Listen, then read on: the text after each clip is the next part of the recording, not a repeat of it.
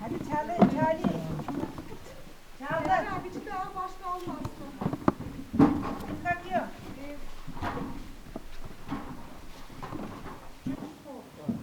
Tamam doğru. Alalım onu.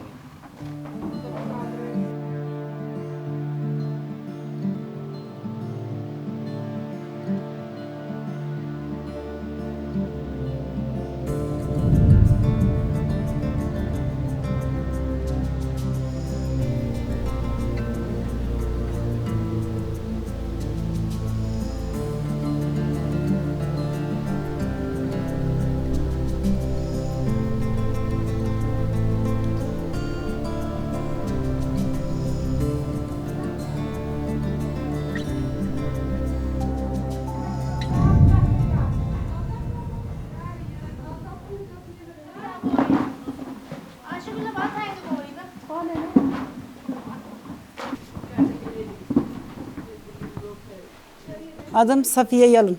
Tarım işçisiyiz. 8-10 senedir bu işçilerin başıyım. Tarlada patates olsun, çapa olsun. Mesela tarım işçisi olarak her türlü işleri yapıyoruz ablam. Hayat şartlarına göre tabii ki de soğukta ama mecburiyet çalışıyoruz ablam ya. Her gün değil, şahısın istediği zaman geliyoruz. İstediği zaman seçim yapıyoruz. Böyle yani ne zaman iyi işçiye, tarım işçisine ihtiyacı olursa o zaman. Gökçin Şenocak. 32 yaşındayım. Burada patates seçiyoruz. Yazdan kalan patatesleri buraya depoya kışlık iş için bize hazırlıyorlar. Biz de bunları seçip tekrar tarlaya ekim için götürüyorlar.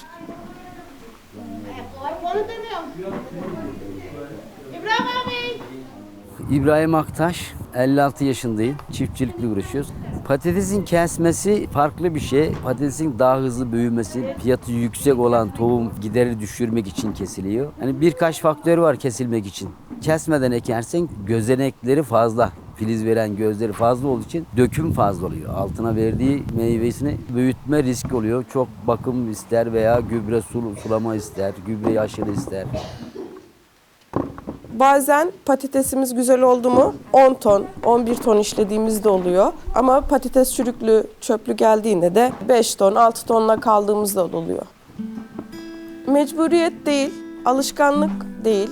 Başka her yerde çalışılır aslında ama biz bu işi daha çok seviyoruz. Çünkü biz annelerimizden, babalarımızdan, dedelerimizden öyle gördük. Bu işle büyüyüp geldik. Bu iş bize daha cazibeli geliyor ki biz de isteriz ki büyüklerimizden bize bu işi yapıyorlarsa bizi daha avantajlı yapabilirler mesela.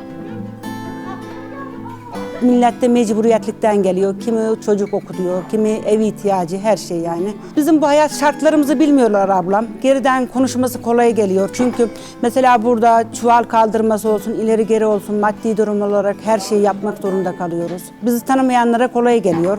Yani zor işleri yapıyoruz haliyle. Bu kadınların çilesi gerçekten çok farklı bir şey ablam. Bir de buradan mesela kadın olarak zorluyor. Bir de eve varıyoruz, ev işi, çoluk çocuk. Yani yemektir, bilmem bulaşıktır. Tabii ki de bir evin ne ihtiyacı olmaz.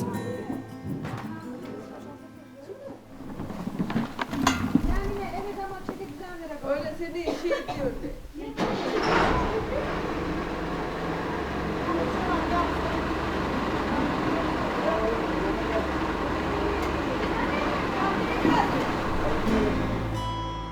İnler makineyle kazılmış kayanın içine, dağın içine kamyonun girebileceği şekilde doğal olarak saklanabilen sıcaklık yazın kışın sabit olan bir yer.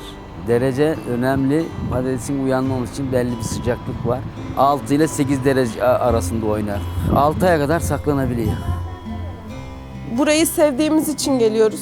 Tarım işçilerini öyle bir hale getirdiler ki artık nasıl desem ya küçümseyerek bakıyor. Ne desem biz buradan yapıyoruz ki siz başka yerlerde yemek yiyebiliyorsunuz. Yani bizim hakkımızı korusunlar. Hemşire olmak istiyordum ben ama olmadı.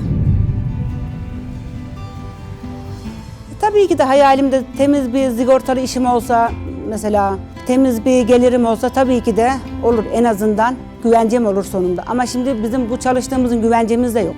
Nereye kadar yani? Yani bu topraklarda üretici olmak, başka bir yapacak işin yoksa mecbur üreticilik yapacaksın. Kar amaçlı da olmasa üretip piyasaya sürüyoruz. Başka şey amaç yok yani. Karın doyurmak.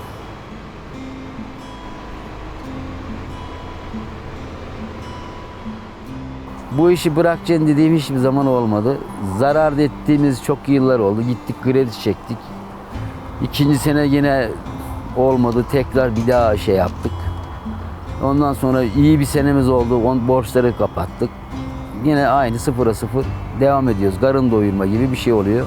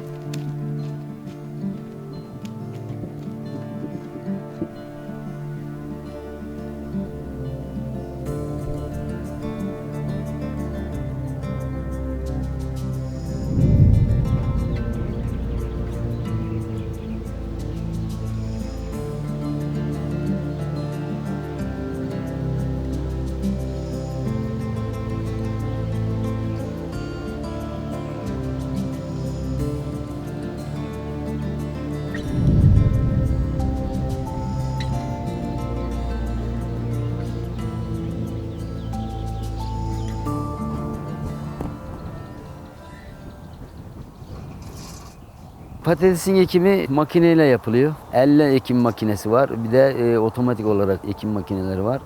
Çok ekim yapanlar otomatikle ekip geçiyor. Artı dışarıdan ithal gelen tohumlar, onları çok kestiğimiz için maliyeti düşürme amaçlı elle ekiliyor.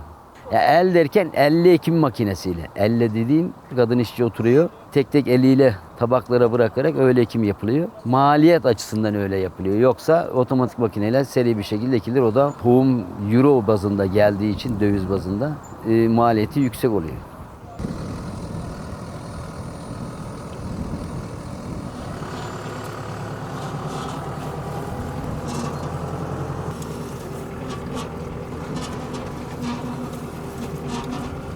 Adım Fatma, soyadım Öztürk, 37 yaşındayım. Patates atımı yapıyoruz. Tarlaya koyuyoruz, sonra toplamaya geçiyoruz yaz geldiğinde. Genç olarak iyi ama yaşlılar için zor bir iş. Ben 9 senedir bu işteyim. Başka işlere gitmek de isterdik ama olmadığı için mecbur buradayım. 2 gün buradaysam 3 gün evdeyim yani. İşimizi severek ve heyecanla iyi bir şekilde yapmaya çalışıyoruz, alnımızın akıyla yani.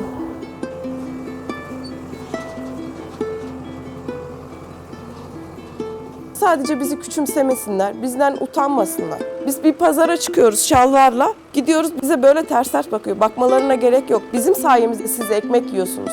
Biz buraya ekmesek ne yiyecekler, ne içecekler? Dışarıdan geliyor bütün her şey. Şu an ne kadar dardaysak biraz daha dara gideceğiz.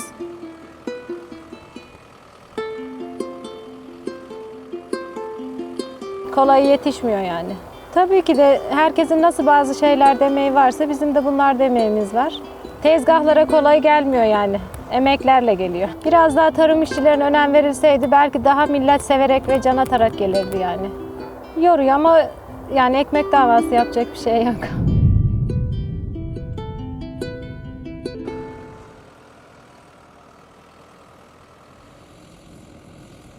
Ya işçilerden işte sabah evde ben kahvaltı ettikten sonra işçilerin yanına gidiyoruz. Onlar başlamış oluyorlar çalışmaya zaten. Biz de geliyoruz, yardım ediyoruz. 3 kardeş beraber çalışıyoruz. Yani şirket usulü yapılacak işi paylaşarak yapıyoruz. Beraber, aynı birlikte, hiç ayrım etmeden ne iş yapılacaksa beraber yapıyoruz. Beraber yemek yiyoruz öğleyin.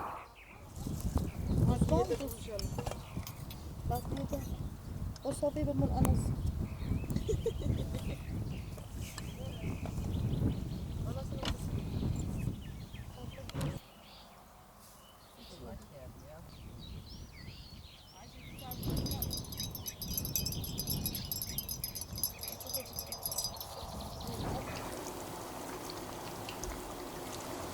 Ya çekeceğiz. Hemen o bir at içinde çöp. Ya olmadı mı tillerle yiyoruz ya. Tillerle yiyoruz da aynen böyle gidiyor. Bunu aslan sürerler ya. Sırarız ne işin Onu da ciddi çekilir deme de.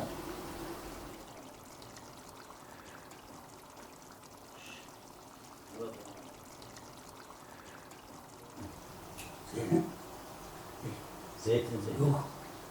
Bir yanına şey var. Ne yapayım ölçü dilimi gibi kesiyor ya. Yeter. Yeter. Bana şu kadar yeter. Yarın gel dedim.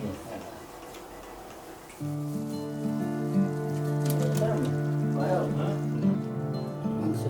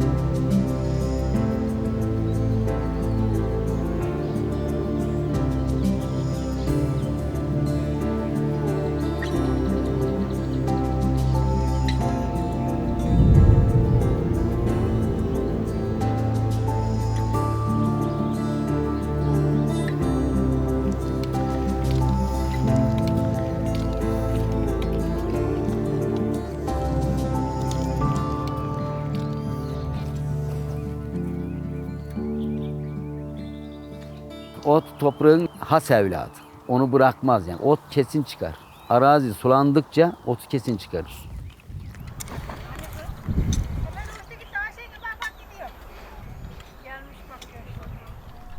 Ot çıkmaması için çapalama yapılıyor. Aslında patates çapasına gerek yok. İyi bir işçilik yaptıktan sonra çapaya gerek yok. Ekimden sonra çıkmadan önce iyi bir ilaçlama yapar da kaplamayı, o ilacın kaplamasını toprağa güzel bir verebilirsen hiç ot çıkarmaz. Burada aslında ot da yok da bu sarmaşık nasılsa yine çıkıyor. Sarmaşığı sizin Mahmut kapatmış, 2 kere tekme etmiş çapacık uyumacan diye. Vallahi hiçbir tane sarmaşığı yok. Bak. Otu bile yok. Patates Nasıl kapatıyor? Dinle bir. Burada dümdüzü hiç yoktu.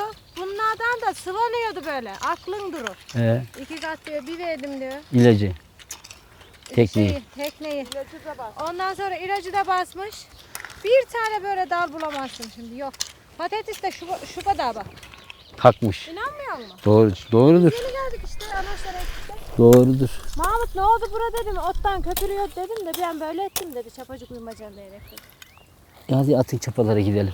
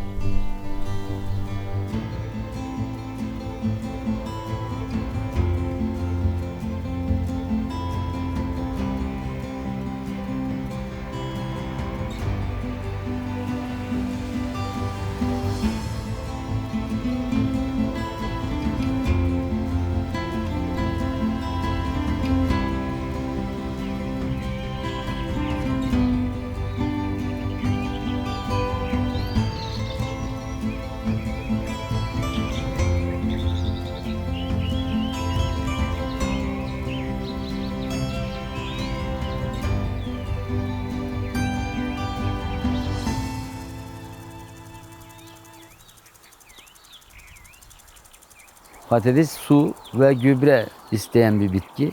Sulamadan büyümez o. Hiç gübre vermeden çok küçük patates elde edilir. Onu da verim düşüklüğü, o yılı boş geçirmiş olursun. Susuz yetişmesi mümkün değil.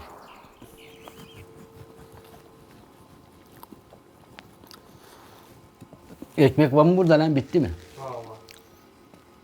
Haber et bitmeden de.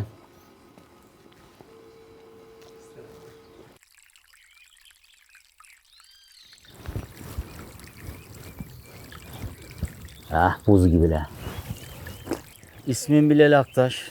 52 yaşındayım. Evliyim. 2 oğlum var. Çiftçilikle uğraşıyorum. İbrahim Bey abim olur. Beraber çalışıyoruz. İşimiz beraber.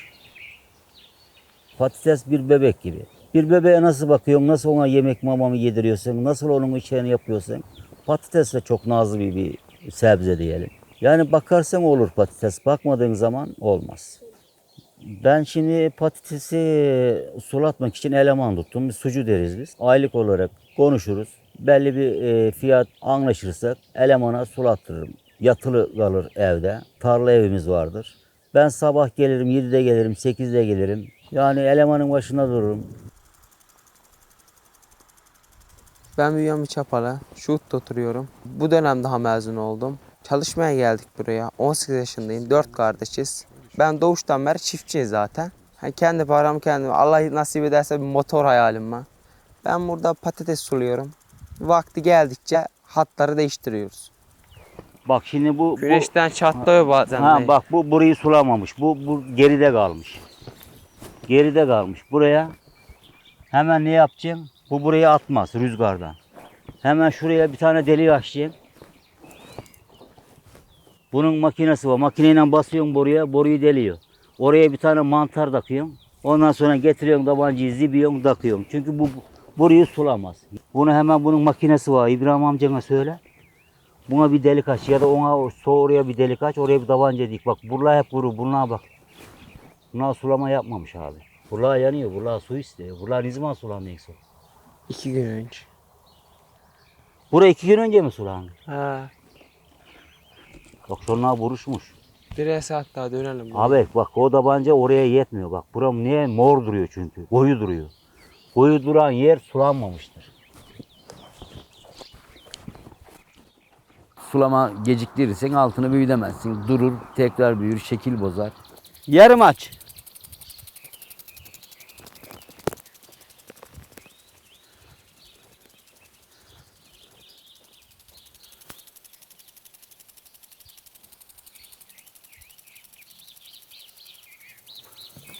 Başka dönmeyen falan var mı?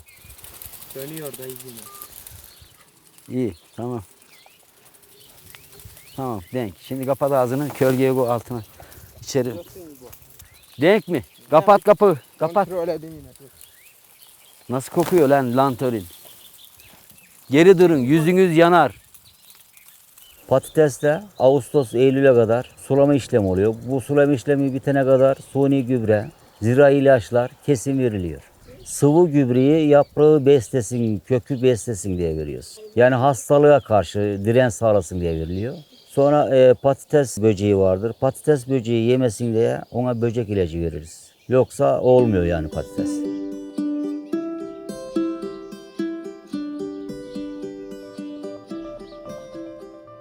Sabah ne kadar erken başlarsan o kadar kuyuları istop edersin. 6'da başlıyoruz. Akşam 12-1, bazen 6 saat veriyoruz, bazen 7 saat veriyoruz.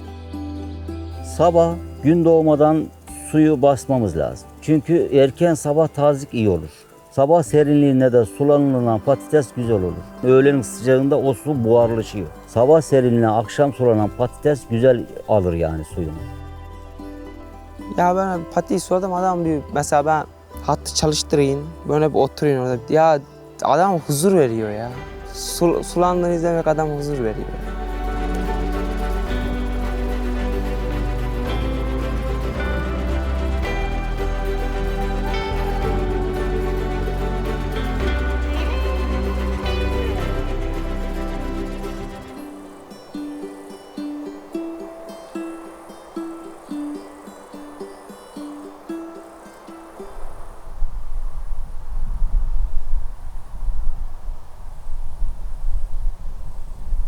İlk geldiğimde tabii ilk bir heyecan var.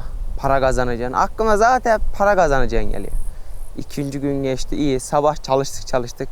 Akşam burada bir kaldım tek başıma. Anam may. Ben battım ya. Herkes arıyor görüntülü ya. Sırf o günüm görüntülü geçti. Burada tek başıma kalınca adam etkiliyor ya. Ya alıştıktan sonra bir zaman sonra kolay geliyor insana. Arkadaşlarım seviyorum da bir yandan da geleceği düşünmek lazım. Para da önemli.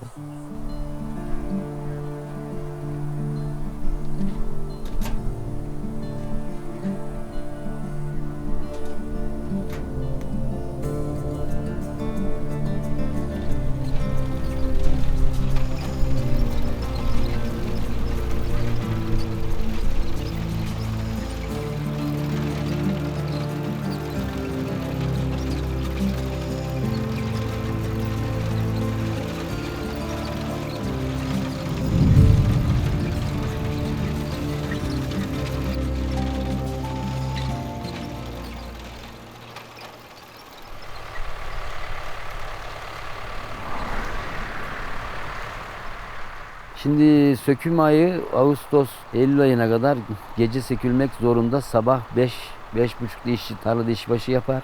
10, 11, 12 malın durumuna göre işi bitirir. Yani sıcaktan yanmaması için çok erken serinlikte hava ısınmadan toplanması gerek.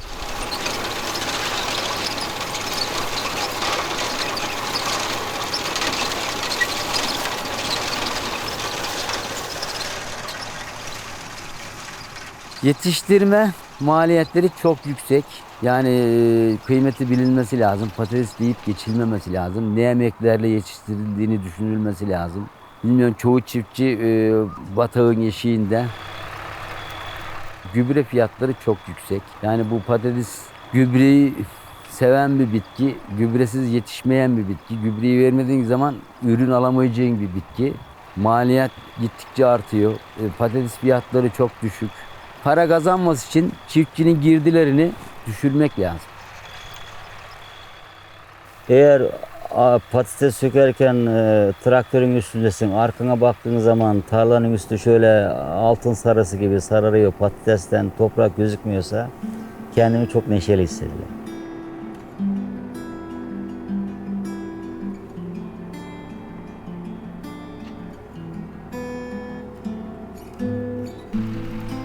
Yorgunluğu iyi bir verim alır da yüksek bir fiyata, makul bir fiyata sattığın zaman yorgunluk diye bir şeye kalmıyor. İnsanın morali, neşesi yerine geliyor yani. Bu sene, geçen sene par etmedi, bu sene de par etmedi. Bayağı bir borç birikti. İnşallah bu sene halledebiliriz. Çiftçi olarak emeğimizin karşılığını alamadık.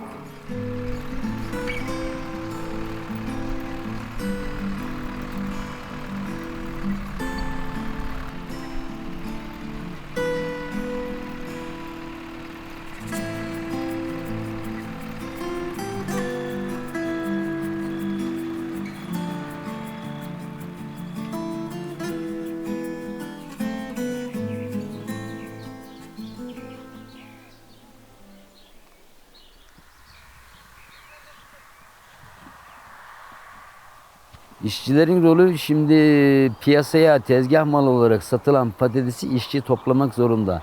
Ama fabrika malı olursa makine sökmesi daha avantajlı, masrafı yok. Tabii bu makine biraz dış kabuğunu zedelemiyor. O da önemli değil fabrika için. Avrupa sistemi gibi fazla yok buralarda. Bizim bölgede makineyle söken hemen hemen yok. İşçi, kadın işçi toplayacak yani.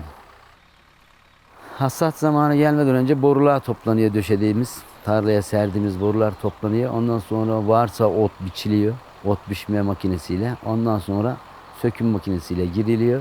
Tabii o arada zaman önemli. Verdiğin tüccar acil mal istediği zaman ot biçmeye fırsatın olmuyor. Biçemiyor. O şekilde sökülüyor.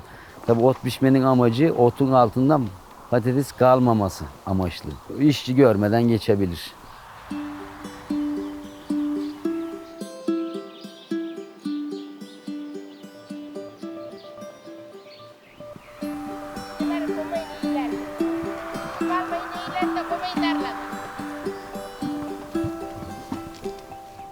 Ben 50 yaşındayım. Şuhutlu, Ortapınarlıyım. Fazilet Rahat'ım. Buraya çalışmaya 25 yaşında başladım. Günümüz hep tempoyla geçiyor, tarla işiyle. Çuval, kamyon derken günümüz geçiyor. 5'te konduğumuz zaman oluyor, 4'te konduğumuz zaman oluyor. Günlerin uzunluğunda 3'te tarlada oluyoruz.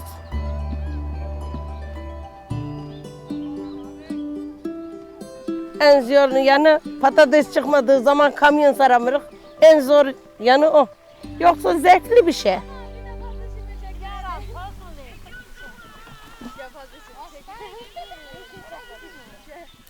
Tabii çoğunun işlerinin işleri yok. Yani bu tarla işinden geçiniyor. Allah razı olsun, tarla sahibi bazen alabildiğin kadar patates al diyor. Birer kova, ikişer kova aldığımız gün oluyor. Evimize hem destek hem yemek pişirmeye patatesimizi de götürüyoruz. Geçim çok zor.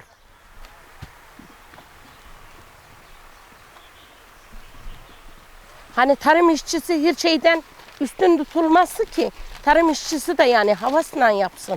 Çünkü bizim işimiz zor. Biz güneşin altında sürekli, yani patates olsa ne? Otunu temizle, kesiğini ayıtla, patatesini aldı mı? İşçiye şöyle baktım, Tarım işçisini daha mutlu tutması lazım.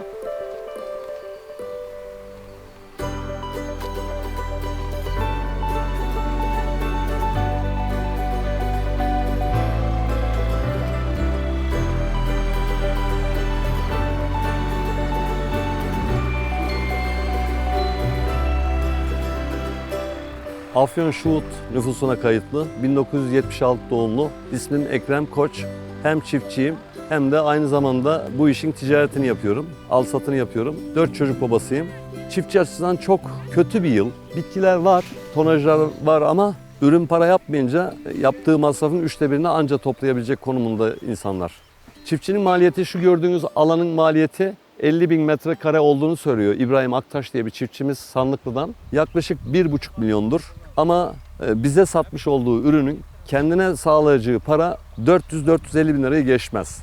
Yaklaşık 1 milyon net zararı var bu tarladan çiftçimizin. Bu çiftçilerimiz aynı zamanda hem katma değer sağlıyor hem de ülkeye üretim yapıyor. Bakın tarlada görüyorsunuz, bu tarlada hasat yapan toplamda 100 tane insan istihdam sağlıyor. Patates şu fiyat diyecek kimse yok.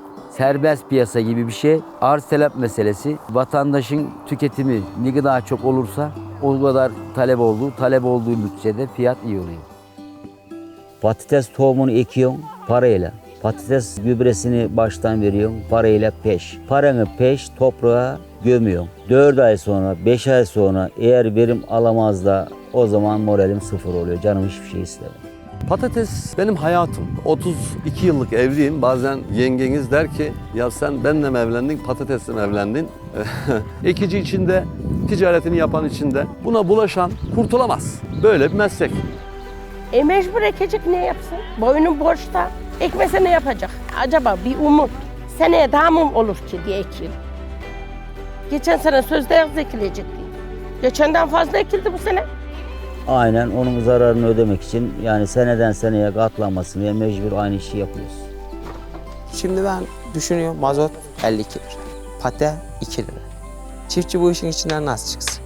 Köyde oğlun olduğu zaman çiftçilik yapıyorsan kimse kız vermiyor. Buradan yola çıkalım. Arayış içindeyim. Oğluma daha başka bir düzenli bir gelecek hazırlama veya bir fırsat olursa bu işi yapmasını istemiyorum. Bu işi çocuklarımın yapmasını asla istemem. Kimseye de tavsiye etmem.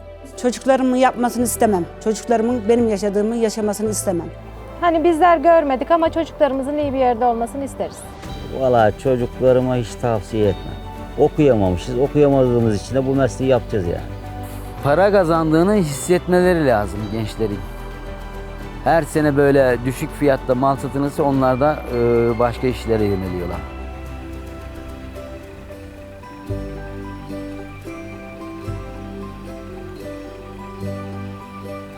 Ya şimdi o yapmayacak, bu yapmayacak. Bu ileride bu ekmek olsun, herhangi bir şey olsun nasıl üretim kazanacak? Burla ne olacak? O da bilmiyor ki yarın bir gün çiftçiliğe muhtaç kalacak.